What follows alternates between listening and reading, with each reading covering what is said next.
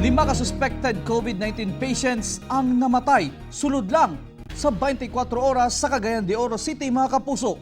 Ato'y balik si Cyril Chavez. Sa milabay 24 oras, miabot ngadto sa 5 ka mga indibidwal nga ana sa Cagayan de Oro City ang nakabsan sa ilang mga kinabuhi base sa impormasyon nga gihatag sa City Health Office. Usa niini ang 74 anyos nga lalaking nagpuyo sa 17th Street, Nazareth nga adunay travel history sa Cebu niadtong February. Gikalintura kini og nakasinati og loss of consciousness. Una namatay niadtong Domingo sa alas 4:30 sa hapon.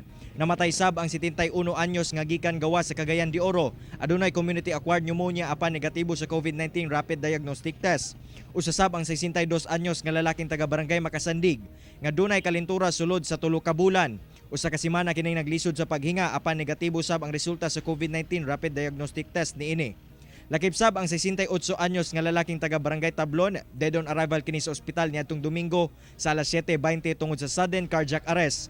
Ug ang 81 anyos nga babaeng taga Barangay 25 nga hypertensive ug walay travel history namatay kini sulod silang panimalay, gi-roll out nga non-COVID-19 patient ug bedridden kini sulod sa 3 ka semana. Ongoing ang among investigation, especially gathering more information coming from the JRP Hospital. Samtang gikalipay sa otoridad nga nagnegatibo sa COVID-19 ang 52 ka mga NMMC health personnel nga miatiman sa COVID-19 patient nga taga Barangay Lumbia.